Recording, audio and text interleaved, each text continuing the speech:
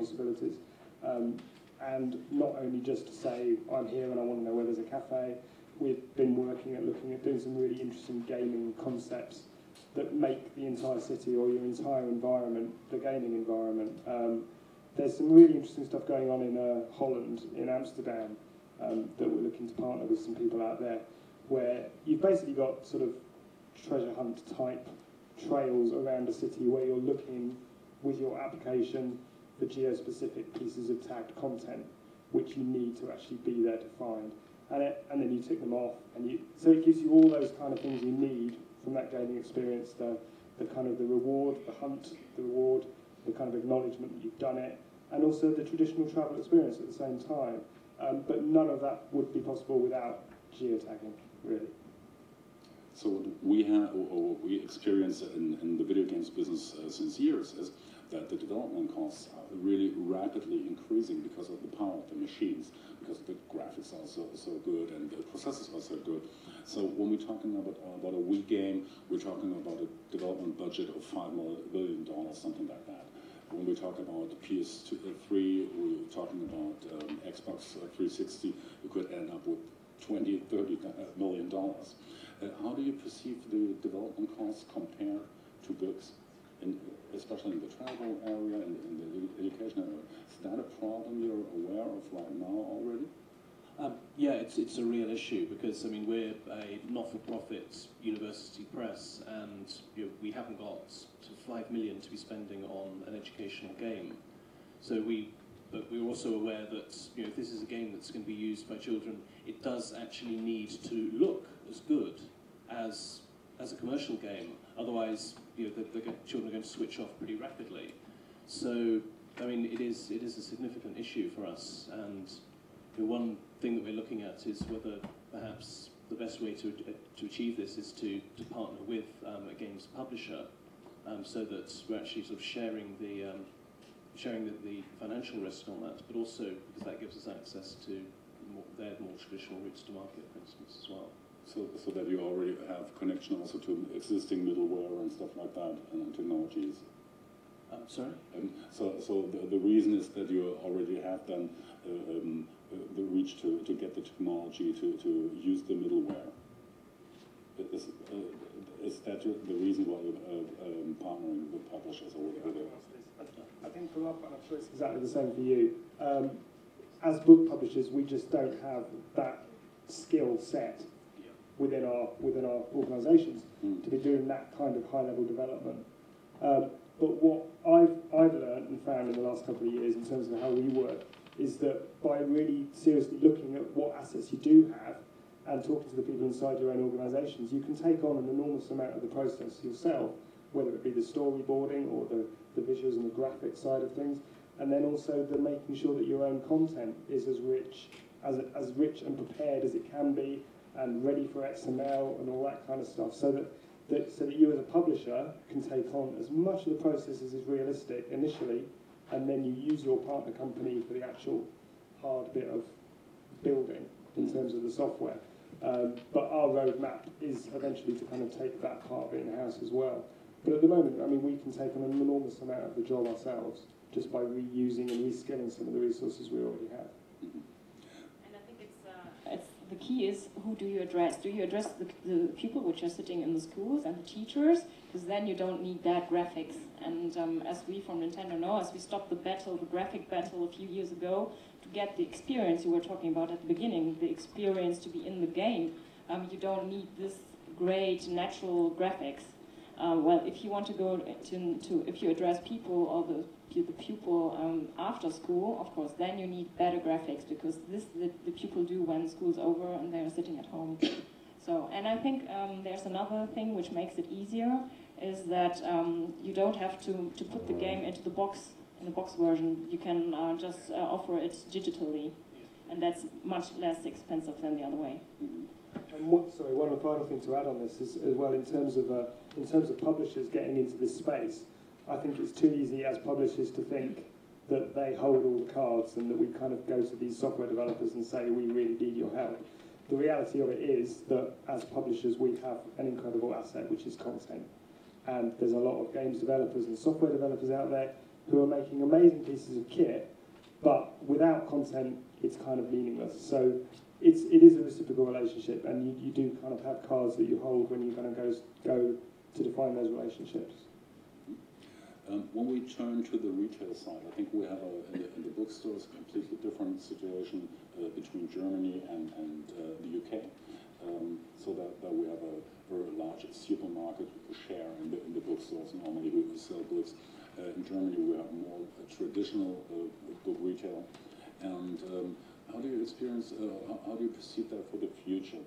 Let's say for the UK, do you think an HMV, a Virgin Megastore, would be the media house of the future, or do you think there will be something developing more like the traditional bookstore structure also in the UK in the future? I think neither, to be quite honest. I think the device itself is going to be the storefront of the future. And we've obviously already seen it with the iBookstore and iTunes. And from our point of view as publishers, that suits us very well. We can go direct to the customer. We know what device they're using. We can have a direct relationship with them in that way. So I think that's the way forward in terms of this kind of software experience we're talking about. Yeah, I agree absolutely. I mean, at the moment, if we want to get a game out into the market that's actually going to, to be available for consumers, then we need to get it into supermarkets and we need to get it into game shops. And as a university press, that's not a traditional route to market. We generally sell directly to schools. So as we move towards, as Peter says, where the device is actually the shop front, and we can actually just get content straight out there to users of the devices without having to go through these middle ways, then that is going to make life so much easier for us. It removes a big barrier to getting stuff out there. In Germany, we have a different situation. We have the Meiersche and the Thalias and all the other big chains. But I think you started at Meiersche Buchhandlung in Cologne with a store-in-store concept. Tell me what happened at the first day. Because nobody expected you being there. Such a pity I haven't been there. I think I was at Didacta. Yeah, nobody expected it. And what's interesting is that the bookstore itself, to sell video games in the bookstore, is not that successful. I shouldn't have said that, but it's true. We got several problems there, because on the one hand, the booksellers, they often don't, well, they are not that addicted to video games, so they are not very good in telling people what would be the best product for them, which is really a pity, because it's a difference for me if I go to MediaMarkt or if I go to a bookstore, because when I go to a bookstore, then I'm more relaxed and I go there because I feel like being there and enjoying my time. Whereas MediaMarkt or Saturn is more of a stress for me. So, so I think what is more successful are the online bookstores. They, within the last 2 years, their income ran up 200%. So you see there's a difference. So this is right what you said before, but I think it's a question of the target group also. We know that children nowadays, they play with digital devices 7 hours and 40 minutes a week. This is 90 minutes more than 5 years ago. And they do, if you count it up, because they do multitasking, so if you see it differently, then it's nearly 11 hours a week, which is a lot. So of course you're right, the device itself will sell, but there are a lot of people outside who don't know the games or who don't know the content, and they need advice, and they need people to talk to who can tell them what's the right game for them. So I'm sure for the next years we will need the retail. Okay. But isn't that the same situation? Nintendo came in as you launched the initial Game Boy and the NES system, because at that time, I'm so old, I've experienced that. 20 years ago. Yeah, exactly. So you started in Germany in the toy stores, and you couldn't offer a margin compared to plush teddies or something like that.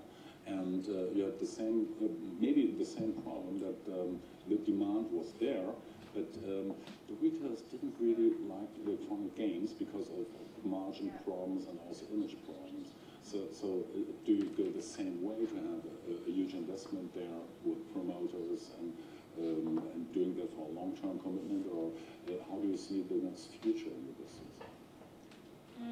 I think maybe, especially due to the problem of well, maybe, I don't know if it's a problem, but to the thing that everything seems to shift to digital retail, I think we have to rethink and see, because people have to get the opportunity to get hands-on product and to experience and to see if they like the game or not, or the content or not. So it's very important to have shop-in-shops, to get the people in the bookstores, let them hands-on product, or Saturn or wherever.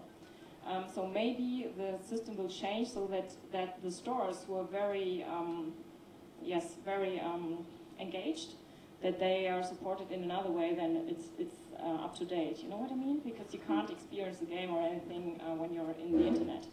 So I think a shop-in-shop at the Magische Buchhandlung is very, it's interesting, and we have to find out if there's another benefit for the bookstore than just selling video games.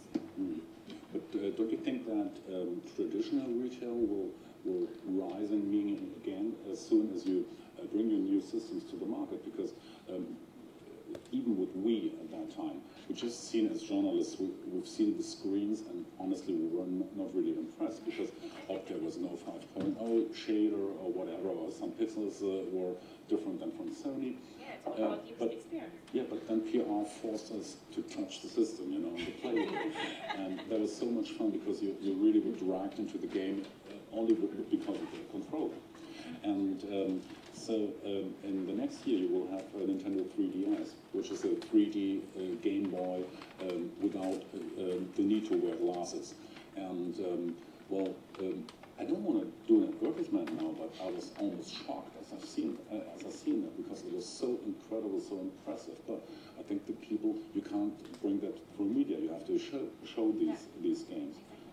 Don't you think this is also a chance for bookstores and for traditional retail to have maybe even a different experience, or offer a different experience to the consumer?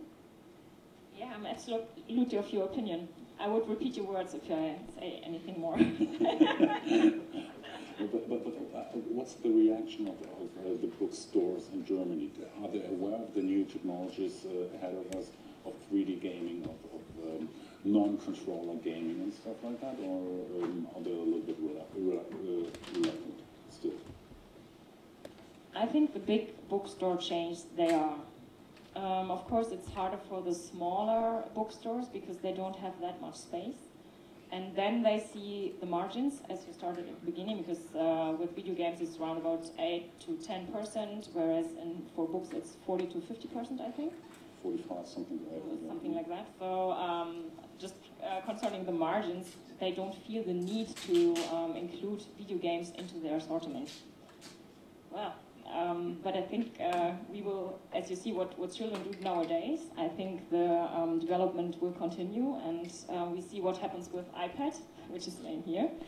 So there will be a shift in the market. There has to be. Yeah, and I think in terms of people, in terms of our bookshops, look at it, there needs to be a shift in their opinion on how they kind of treat their floor space and what they use that floor space for, exactly like you said. I mean, I think the referring to Apple again, I mean, I think the Apple Store model is a really interesting one, in that they have a very defined sort of unspoken policy of not chucking kids out, and they let kids in there, and if you want to go in there as a 10-year-old and hang around playing with a MacBook for 5 hours, they are not going to stop you doing that. And that's because they understand the importance of that hands-on time with their hardware.